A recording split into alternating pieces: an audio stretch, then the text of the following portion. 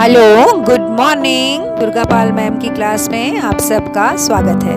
Back to Durga Pal ma'am's class. आज की class में हम पढ़ रहे हैं क्लास थर्ड के लिए वीणा में से पहला चैप्टर, जो कि एक कविता है सीखो। इस कविता की व्याख्या, इसका सरलाट, इसकी समरी मैं आपको इस वीडियो में बता रही हूँ। सभी बच्चे जो भी क्लास में प्रेजेंट हैं, जो भी इस वीडियो को देख रहे हैं, वो लाइक का बटन दबाइए और अपना नाम लिखिए कमेंट में, जिससे आपकी अटेंडेंस मेरे पास पहुंचेगी। मुझे पता चलेगा कि दुर्गा पाल मैम की क्लास को कौन कौन से बच्चे पसंद कर रहे हैं, कौन से बच्चे देख रहे हैं। लाइक का बटन आप दबा दीजिए और हम शुरू करते हैं क्लास थर्ड की वीणा किताब में से पहला चैप्टर सीखो। बहुत ही बढ़िया कविता है ये, बहुत सुंदर कविता है। इस कविता का भावार्थ मैं आपको करा रही हूँ। क्या इस कविता में कहा गया है ये मैं आपको सिखा रही हूँ। ध्यान से सुनिएगा कविता को। फूलों से नित हंसना सीखो, भौरों से नित गाना, तरु की झुकी डालियों से नित सीखो शीश झुकाना। कितनी बढ़िया कविता है ना, कि हमें क्या क्या किस से सीखना है। इस कविता के जो कवि हैं, जिन्होंने इस कविता को लिखा है, उनका नाम है बच्चों श्रीनाथ। ये नाम है उनका, श्रीनाथ सिंह। ये भी आपको पता होना चाहिए, क्योंकि इससे पता चलता है कि आप कितने ध्यान से चीज़ों को पढ़ते हैं। इस कविता में कवि ने हमें प्रकृति और दूसरे जीवों से कई अच्छी बातें सीखने की बात कही है। जैसे कि हमें मोरों से हंसना सीखना है, फूलों से खुश रहना सीखना है, पेड़ों से शीश झुकाना सीखना है, नदियों से लगातार बहना सीखना है, और हवा से कोमलता सीखनी है, दया भाव सीखना है, मुलायम बन के रहना है, जिंदगी में कठोर नहीं बनना है, गुस्सा नहीं करना है, ये सब बातें सीखनी है। तो अब हम देखते हैं कि कविता में किससे क्या सीखना है। फूलों से नित हंसना सीखो। फूलों से क्या सीखना है? फूलों से हमें हंसना सीखना है। फूलों से हंसना सीखो। भौरों से नित गाना, और जो भंवरे होते हैं ना फूलों के ऊपर घूमते काले रंग के, एक तो तितली होती है रंग बिरंगी, और एक काले रंग का होता है, भंवरा कहते हैं जिससे, वो भी फूलों के ऊपर मंडराता रहता है। और वो उसकी क्या खासियत होती है? वो गुन गुन गुन गुन गुन गुन ऐसी आवाज़ आती रहती है हमेशा जब वो घूमता रहता है। चुप नहीं रहता, वो हमेशा आवाज़ करता रहता है। तो भौरों से हमें नित मतलब हमेशा गाना सीखना है। गाना मतलब अच्छी बातें करना, बुरी बात नहीं करनी, गुस्सा नहीं करना है। तरु की झुकी डालियों से नित सीखो शीश झुकाना। और तरु कहते हैं पेड़ को। पेड़ की जो डालियां झुकी होती है ना, पेड़ की टहनियां जो झुक जाती हैं, जब पेड़ में फल आता है तो पेड़ की जो टहनियां होती हैं फल के भार से झुक जाती हैं। यानी कि उस समय पेड़ के पास बहुत धन है, पूरा फल से भरा हुआ है, तो उसके पास तो बहुत कुछ है इस समय। लेकिन जब उसके पास बहुत कुछ आया तो वो झुक गया। जब उसके पास फल आए, असली चीज़ आई उसके पास, तो वो झुक गया।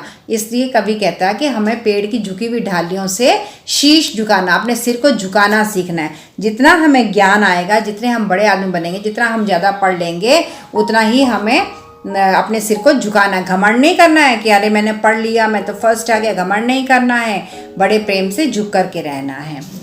अगली पंक्तियां हैं। सीख हवा के झोंकों से लो कोमल भाव बहाना। अब हवा के झोंके से, जो हवा चलती है, उससे हमें क्या सीखना है?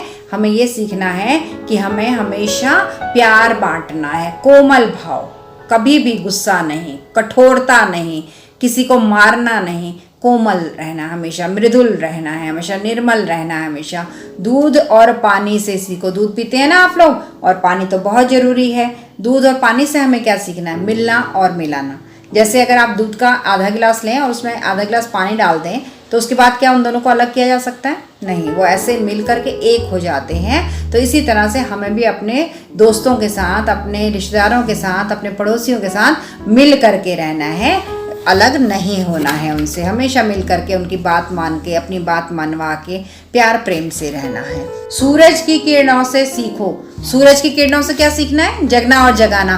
5 बजे सूरज निकल जाता है, चाहे सर्दी हो चाहे गर्मी हो, सूरज के निकलने का अपना टाइम होता है, और उतने टाइम वो निकलता है, कभी छुट्टी नहीं करता है सूरज। तो इसी तरह से हमें भी अपने जागने का और दूसरों को जगाने का टाइम निश्चित रखना है, और सुबह जल्दी उठना है, सूरज के समान जल्दी उठना है। देर तक 9 बजे तक 10 बजे तक बिस्तर में सोए नहीं रहना है। लता और पेड़ों से सीखो। पेड़ से, और लता का मतलब पेड़ की ब्रांचेस, शाखाएं, टहनियाँ, उनसे हमें क्या सीखना है, सबको गले लगाना, सबको प्यार करना और गले लगाना। पेड़ की जो टहनियाँ होती हैं वो एक दूसरे के ऊपर लिपटी होती हैं, तो हमें उन पेड़ की टहनियों से सीखना है कि कैसे दूसरों को गले लगाया जाता है। ये छोटा है, ये अमीर है, ये गरीब है, ये गंदा है, ये बुरा है, ऐसा नहीं कहना है, सबको प्यार से गले लगाना है। अगली पंक्तियां हैं, दीपक से सीखो जितना हो सके अंधेरा हरना। दीपक जलाते हैं ना हम, घर में लाइट चली जाती है कभी कभी, तो हम दिया जला देते हैं, या मंदिर में दिया जला रहता है हमारे घरों में, तो वो हमें क्या सिखाता है कि अंधकार को हरना। आप अपने घर के मंदिर में एक छोटा सा दिया जला दो, देखो पूरे मंदिर में रोशनी हो जाएगी, सब जगह रोशनी होगी। दिया ये नहीं कि सिर्फ अपने ही नीचे रोशनी करता है, अपने ही आसपास रोशनी करता, नहीं, सब जगह रोशनी कर देता है। एक छोटे से दिए से भी अगर अंधेरा है तो छोटे से दिए से बहुत रोशनी आ जाती है। तो इस तरह से हमें भी अंधेरे को हरना, यानी कि किसी के जीवन में अगर दुख है कैसे हटा सकते हैं। पृथ्वी से सीखो प्राणी की सच्ची सेवा करना। और हमें धरती से क्या सीखना है कि कैसे हम प्राणी कहते हैं जिसमें भी जान होती है, सिर्फ इंसान नहीं, जानवर हो, पशु पक्षी हो, पेड़ पौधे हो, सब में जान होती है, वो सब प्राणी हैं। तो उनकी सच्ची सेवा कैसे करनी है, ये धरती से सीखो।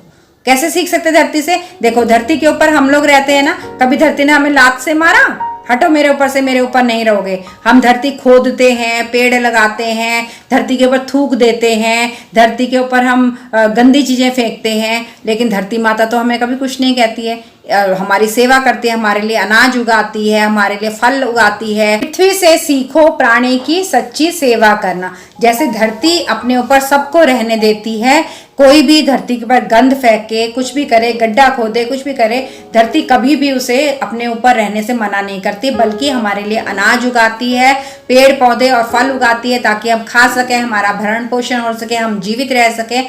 इतनी ही सच्ची सेवा वो करती है बड़े मन से हमारी। इसी तरह से हमें भी धरती से ये सीखना है कि कैसे हम प्राणियों की सच्ची सेवा कर सकते हैं। आगे है, जलधारा से सीखो आगे जीवन पथ में बढ़ना। पानी की जो धारा होती है, यानी कि नदी जो होती है, नदी हमेशा बहती रहती है, आगे की तरफ बढ़ती रहती है, कभी रुकती नहीं है, कभी पीछे की तरफ नहीं जाती, आगे बढ़ती है। तो उससे हमें ये सीखना है कि जीवन के रास्ते पर हमें कैसे आगे बढ़ना है। और धुएं से सीखो हरदम ऊंचे ही पर चढ़ना। धुएं से क्या सीखना है? आपने देखा अगर कहीं पर आग लगी हो और धुआं निकल रहा हो तो धुआं हमेशा ऊपर की तरफ ही चढ़ता है, कभी नीचे नहीं उतरता है। तो उससे हमें ये सीख लेनी है कि हमेशा ऊपर ऊपर ऊपर बढ़ना, हमेशा तरक्की करनी है। पढ़ाई हो या खेलकूद हो या कोई भी कार्य हो, जो भी काम आप करते हो, उसमें हमेशा अपने आप को अच्छा बनाना है और अधिक सीखना है, बेहतर बनाना है, कभी गिरना नहीं है। पढ़ाई में आज आपके 40 मार्क्स आए तो कल 50 आने चाहिए, फिर 60 आने चाहिए, फिर 70 आने चाहिए। ऐसे ऊपर ऊपर ऊपर बढ़ते रहना है, ना कि नीचे आना है। तो इन सब चीज़ों से हमें ये सब बातें सीखनी हैं। ये थी कविता क्लास 3rd के लिए, ये थी हमारी कविता सीखो। आपकी पुस्तक का नाम है वीणा और जिसका ये पहला चैप्टर है, कविता का नाम है सीखो। इसकी व्याख्या, सरलार्थ यानी कि इसकी समरी यानी इसका अर्थ मैंने आपको कराया। उम्मीद करती हूँ आपको समझ में आ गया होगा, और समझ में आ गया है और अभी तक आपने अटेंडेंस नहीं लगाई है तो लाइक का बटन दबा करके अपनी अटेंडेंस लगा दो, और इस चैनल को सब्सक्राइब जरूर कर लेना ताकि आपको आगे भी ऐसे अच्छी क्लासें देखने को मिल जाएं। अपने दोस्तों के साथ भी शेयर करना और एक कमेंट जरूर लिखना अपना नाम कि मैं ये हूँ, ठीक है? अपना नाम लिख करके लाइक का बटन दबाना, और इसका बेल आइकन जो होता है ना उसको जरूर दबा लेना ताकि आगे जो वीडियो आएगी तुरंत आपके पास आ जाएगा मैसेज की वीडियो आ गई है मैम की, तो आप देख लोगे, ठीक है? अगली क्लास तक के लिए tata, bye bye, love you all. Thanks for attending Durga Pal Ma'am's class. Please like, share, subscribe and don't forget to leave a lovely comment. Thank you.